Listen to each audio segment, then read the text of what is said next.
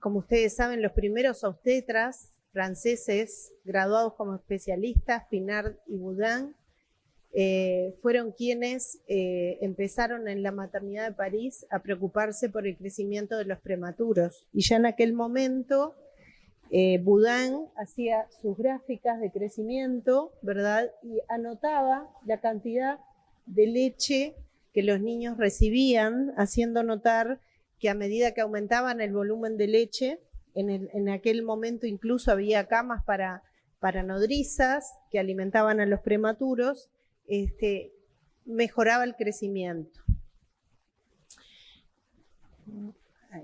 Bueno, en Uruguay, Luis Morquio, que fue el fundador de la pediatría y que tuvo mucho impacto en toda Latinoamérica, tuvo en su preocupación como pediatra el hecho de que los niños se alimentaran adecuadamente y tenía claro y defendía el mejor método de alimentación a los niños para que fuera el pecho fresco, natural, que según él era la más apta, la leche materna, para poder conseguir un mejor desarrollo y salud de los lactantes. Y ahí tenemos incluso algunos apuntes de cómo iba creciendo un niño a lo largo de los meses alimentado con leche materna. En nuestro hospital universitario, el Hospital de Clínicas, ubicado en Montevideo, en Uruguay, como ustedes saben, allí se fundó el Centro Latinoamericano de Perinatología, dirigido por el profesor Caldeiro Barcia, y en ese lugar se fundó en el año 72, hace exactamente 50 años, el primer alojamiento conjunto de toda Latinoamérica, que todavía hasta hoy cito en el piso 16 en la maternidad del hospital universitario. Y sin duda, esto dio pie en ese momento a que empezaran también a existir la hospitalización de los recién nacidos que requerían cuidados especializados, teniendo también el primer centro de cuidados intensivos con enfermera y médico las 24 horas en Latinoamérica. ¿Y cómo abordamos nosotros esas primeras etapas de hospitalización?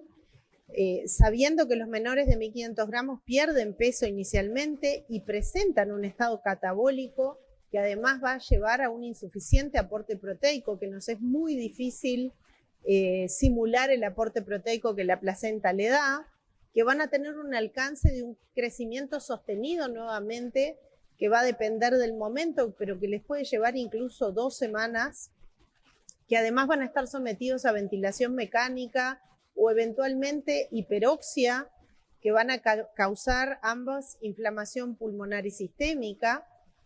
Y el modelo tradicional ha implicado que se demora la nutrición parenteral, ¿verdad? Y enteral, debido a problemas respiratorios, a problemas digestivos, a que los niños pasan por eventos de hipoxia o que tienen enfermedades como enterocolitis necrotizante.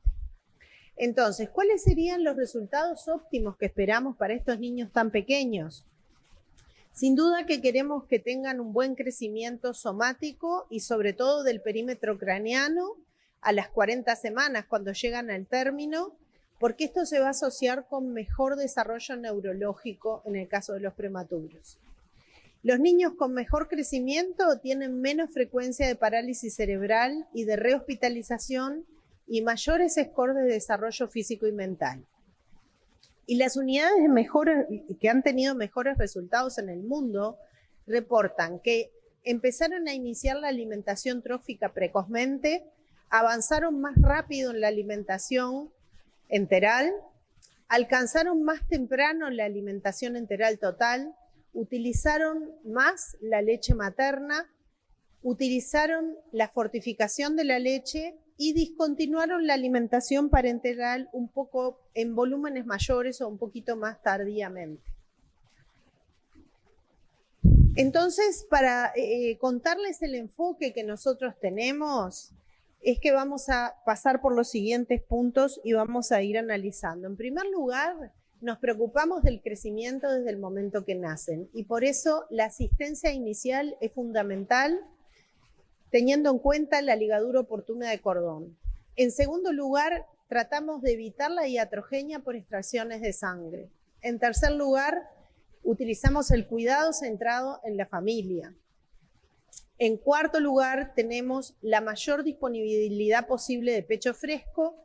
Y por último, el seguimiento del crecimiento durante la internación es bastante complejo, digamos, porque utilizamos las medidas clásicas antropométricas, utilizamos varios índices, también medimos los aportes porque analizamos de manera individualizada la leche con un medidor de composición láctea que tenemos ahí como en la unidad.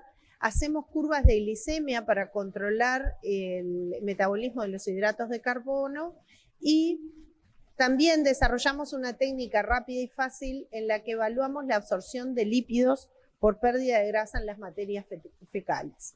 Así que vamos a empezar por lo que es la asistencia inicial, en la cual tuvimos que trabajar durante mucho tiempo para que los obstetras y los neonatólogos pudiéramos trabajar juntos y poder recepcionar al prematuro utilizando CPAP, o sea, presión positiva en la vía aérea, previo a la ligadura de cordón, e incluso hoy en día suministramos en aquellos más pequeñitos, menores de 1000 gramos, surfactante en el momento que aplicamos el CPAP.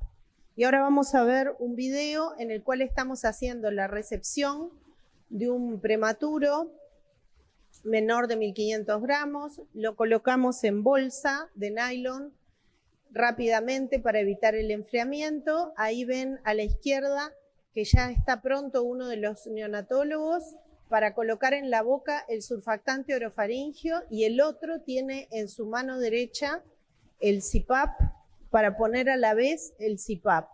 No sé por qué se trancó.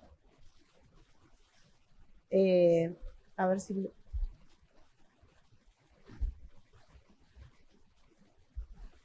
La idea es que vieran cómo se coloca muy fácilmente la sonda esa de alimentación en la boca, intentando antes de la primera inspiración colocar el surfactante que ya está cargado en la jeringa. Incluso hoy en día en ese surfactante ponemos budesonida, que se sabe que en los menores de 1000 gramos previene el desarrollo de broncodisplasia.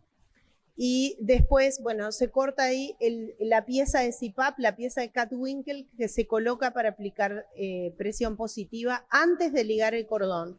El cordón umbilical lo ligamos de manera oportuna, o sea, visualizamos las características del cordón cuando es inicial, turgente, con la pulsatilidad y va quedando paulatinamente así blanco, flácido, sin pulso recién.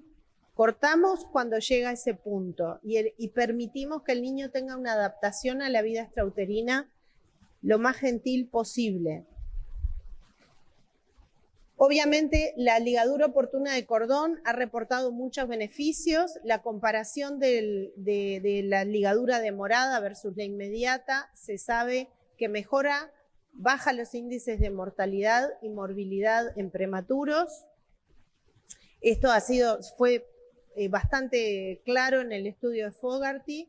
Redujo la mortalidad antes de la alta hospitalaria, especialmente en menores de 27 semanas, redujo la proporción de bebés que requerían transfusiones de sangre y la ligadura inmediática fue la práctica más habitual para el nacimiento prematuro, pero hoy en día la ligadura oportuna está cada vez volviéndose más habitual. En el estudio entonces de McDonald también se reportó que es una manera, la ligadura oportuna, de mejorar el peso al nacer, y nosotros en Uruguay, mediante el sistema informático perinatal, pudimos publicar cómo a lo largo de los años, no sé si llegan a ver, en los últimos 10 años fuimos bajando la ligadura inmediata y aumentando la ligadura oportuna hoy en día en más del 95% en todos los nacimientos y haciéndolo también en los prematuros. Aquí tienen una curva en que se muestra por edad gestacional entre las 32 y 36 semanas la diferencia de peso entre ligadura oportuna, que es verde, y ligadura inmediata, que es roja. Ustedes ven cómo hay una diferencia de peso. O sea que para mejorar el crecimiento, lo primero es hacer ligadura oportuna para mejorar el peso al nacer. Obviamente, Esto tiene que ver también con aumentar las reservas de hierro. En los primeros 3 meses de vida, aquí se señalan los procesos más intensos que ocurren en el cerebro, que tienen que ver con proliferación neuronal, crecimiento y arborización de las neuronas, apoptosis para poder generar las conexiones funcionales, ¿verdad? Y todo esto, obviamente, que tiene un consumo energético muy importante. Por lo tanto, la sangre transfundida de la placenta a neonatos les va a elevar el nivel de hierro. El pinzamiento oportuno es más crucial en los niños de bajo peso al nacer. Incluso el volumen transferido por kilo es mayor en los niños de bajo peso al nacer. Y el pinzamiento oportuno va a disminuir la demanda de transfusiones, reduce la hemorragia intraventricular y la incidencia de sepsis de aparición tardía. Por lo tanto, estas reservas de hierro que se van a consumir rápidamente en los prematuros porque crecen rápidamente, pueden agotarse durante las primeras 6 a 8 semanas y van a coincidir con el inicio de la eritropoiesis y el rápido crecimiento de la recuperación de peso. Por lo tanto, es fundamental también para esto la ligadura oportuna. En segundo lugar, como dijimos, abordamos el evitar la iatrogenia por extracciones de sangre. Para esto hemos trabajado en implementar lo que es la extracción de muestras capilares. Los capilares que hay de diferentes volúmenes, nosotros utilizamos los de 95 microlitros, cada muestra de un medidor multiparamétrico para gasometría, para ionograma, para hemoglobina, para lactato, para glicemia, no nos lleva más de 0.1 mililitro, o sea, no más de 100 microlitros en cada extracción. Y con eso hemos ahorrado mucho el volumen de sangre. Incluso también, como recomienda Christensen, hacemos una extracción del cordón de algunas cosas que sabemos que vamos a necesitar, como sea un hemograma de cordón, por supuesto gasometría, y eso también nos ahorra sangre extraída. Como ustedes ven ahí, en nuestra unidad tenemos algunos de los equipos que tenemos para procesamiento multiparamétrico. En este caso, aquí tenemos un medidor que con una gota de sangre mide para glóbulos rojos y glóbulos blancos, incluso nos da la fórmula, y ahí tenemos un analizador de leche, que en este caso es el Lactoscan, que incorporamos y podemos hacer mediciones de la composición de la leche que suministramos a los pretérminos.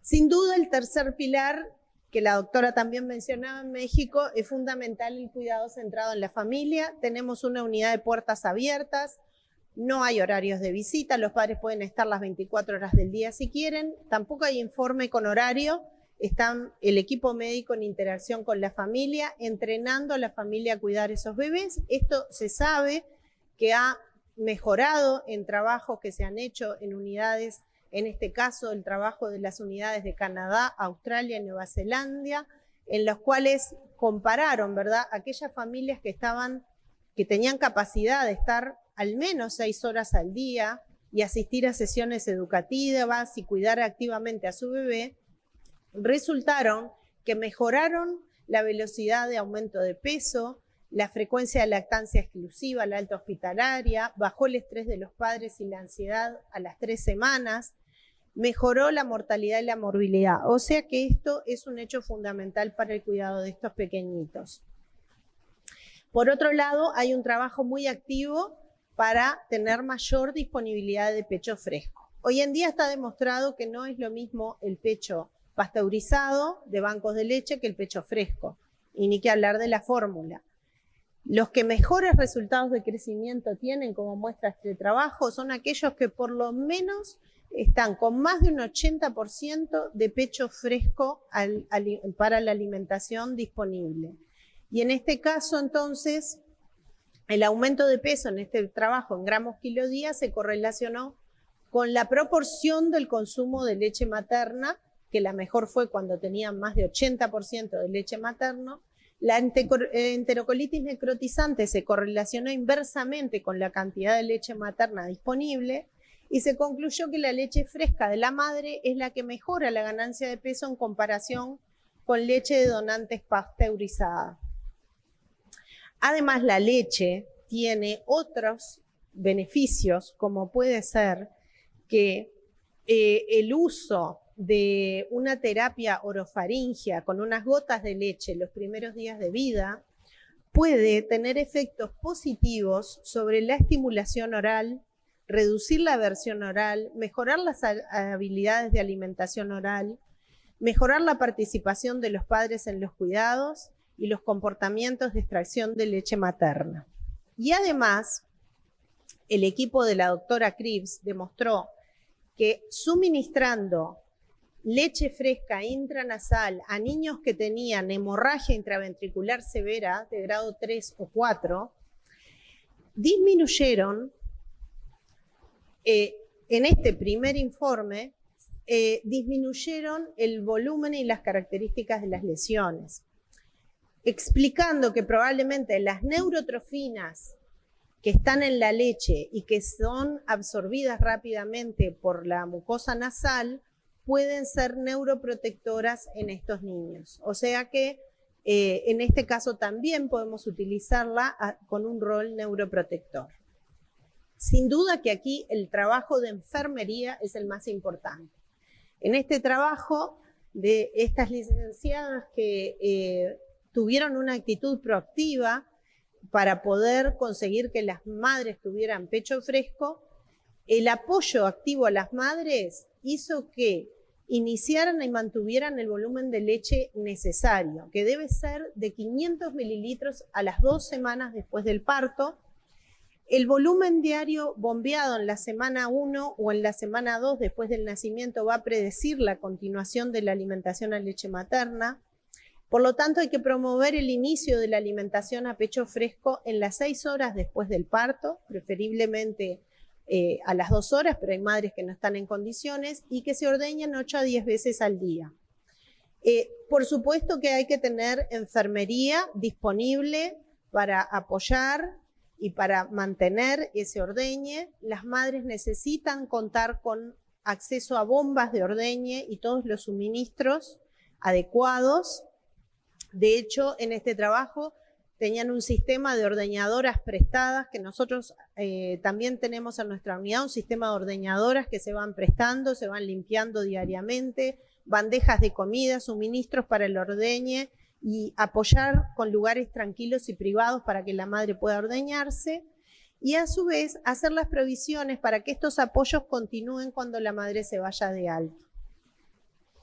En nuestro departamento nosotros detectamos que de los niños, digamos, nos preguntamos con qué alimentábamos a nuestros prematuros, y ustedes ven, para mostrarles rápidamente, que lo verde es como a diferentes edades gestacionales los niños iban, lo verde es el pecho fresco, iban disminuyendo en la proporción de leche que ellos utilizaban para alimentarse. Y esto nos hizo plantear el hacer un paquete de medidas en las que pudiéramos mejorar esta producción. Y de hecho hicimos una comparación entre los años 2012-2013 versus 2020-2021, en los cuales le señalamos que las mayores diferencias se encontraron en la estadía hospitalaria, que disminuyó con un paquete de medidas para mejorar la producción de leche. También el inicio de la vía oral en las primeras 24 horas, que era mucho menor, aumentó al 100% de los pretérminos menores de 1.500 gramos, y en 48 horas todos habían empezado también, porque todos habían empezado en las primeras 24 horas, ¿verdad? O sea que nos llevaba menos tiempo. También nosotros aumentamos, ¿verdad? Bajamos el M17 de fórmula, bajamos la cantidad de fórmula que utilizábamos y mejoramos la cantidad de pecho fresco, que antes ni siquiera lo medíamos, y de esto se empoderó enfermería en poder empezar a medirlo. Y por último, la alimentación parenteral disminuyó mucho en días, ¿verdad? Y llegamos antes a las 120 calorías kilo día necesarias para o planteadas en teoría como para tener un buen crecimiento. El volumen de leche extraído que se empezó a medir, ustedes ven, en la semana 1, en los años 2012 y 2013 era bastante, en el año 2020, que fue de pandemia, bajó muchísimo, y en el año 2021 duplicó lo del periodo anterior 2012 y 2013.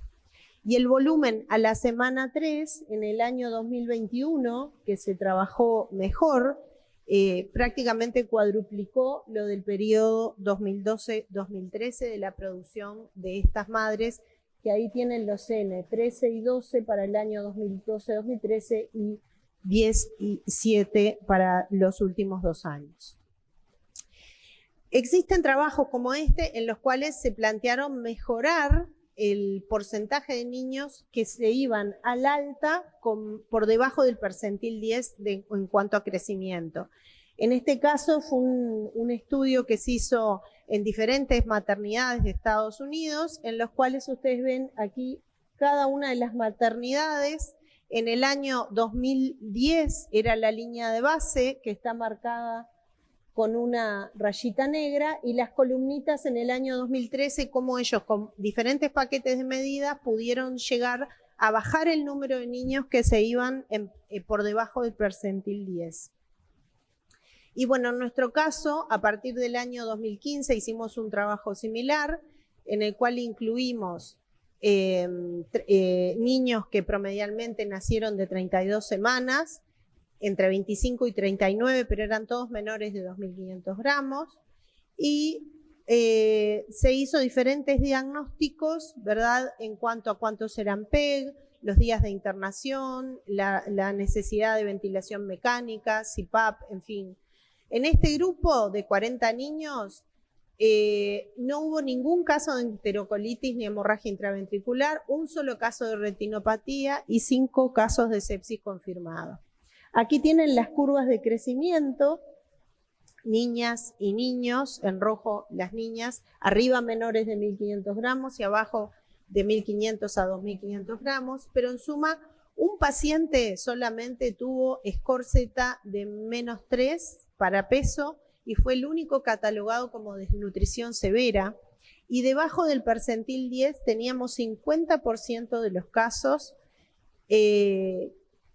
Y bueno, ahí nosotros pudimos hacer una serie de mejoras. Si nos ubicábamos en el trabajo que les comenté antes, estábamos ahí en el 2015 y actualmente estamos acá, o sea, un 25% se van por debajo del percentil 10 cuando empezamos por el doble al alta. Ahí. Bueno, obviamente que también, como les dije, abordamos diferentes parámetros. Uno muy importante es el índice de masa corporal al nacimiento y al alta, que en estos niños aumentaron todos y nos guiamos por las curvas de crecimiento de Olsen.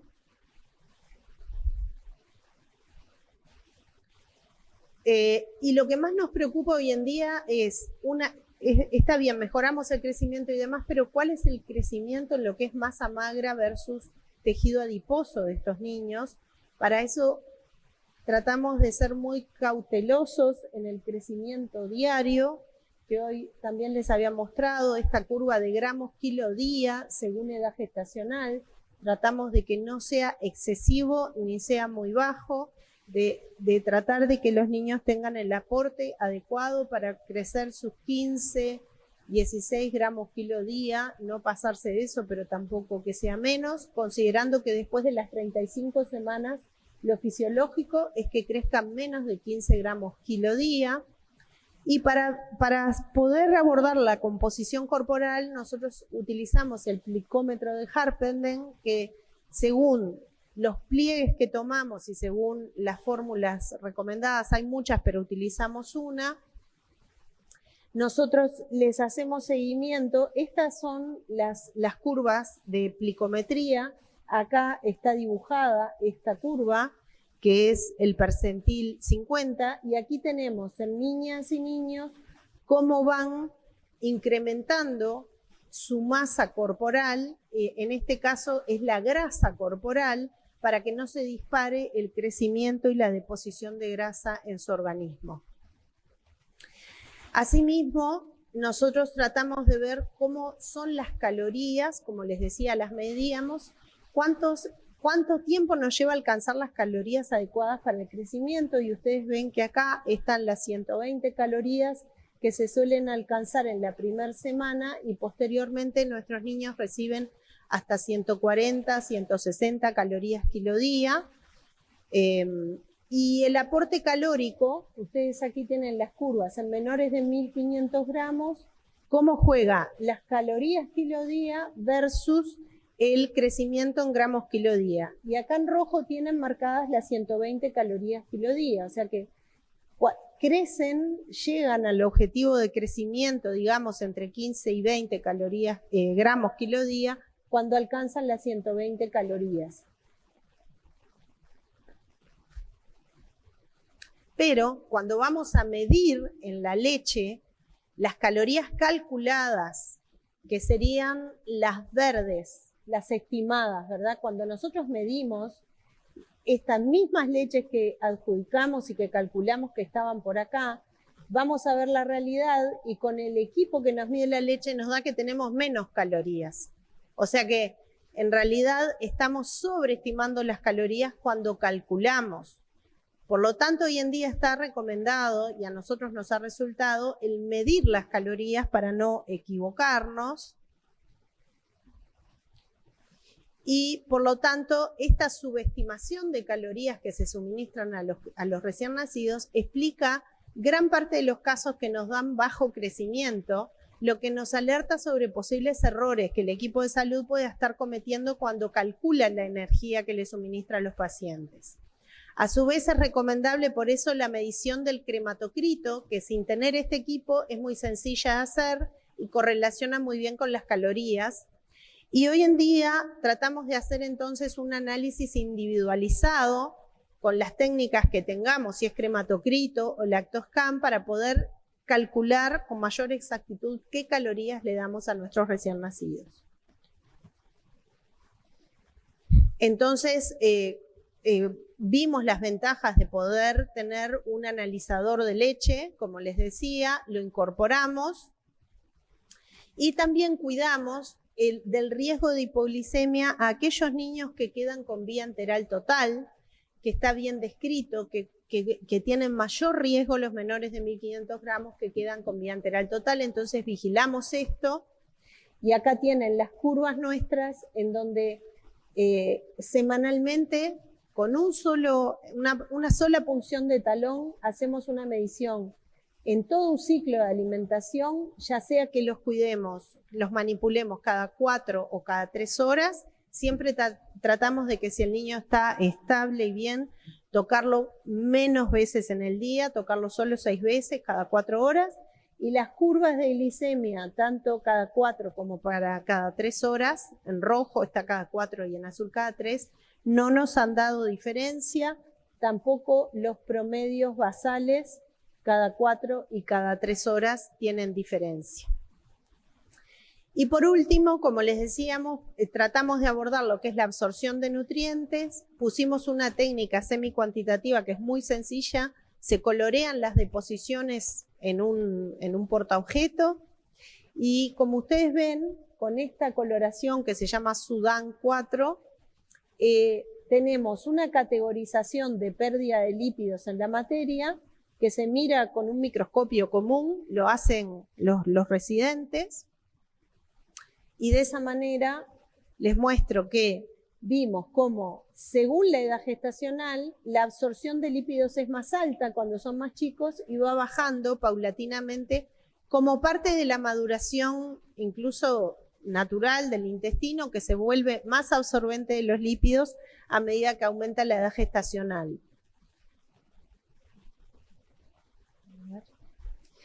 Bueno, como conclusiones, volvemos a lo mismo con lo que empezamos, ¿verdad? Cuidarlos desde el primer momento, tomando en cuenta la asistencia inicial, evitar la iatrogenia, cuidado centrado en la familia, mayor disponibilidad de pecho fresco y un gran trabajo con enfermería, que es escasa en toda Latinoamérica, o sea que ellas tienen que empoderarse de este trabajo y después un adecuado seguimiento del crecimiento durante la internación. Bueno, muchas gracias y les traigo aquí, hoy jugó Uruguay, como todos saben, en el Mundial. Este es Obdulio Varela, que es uno de los cracks de la década del 50 del maracanazo, y atrás tiene en el sello conmemorador el Hospital de Clínicas. Así que muchas gracias.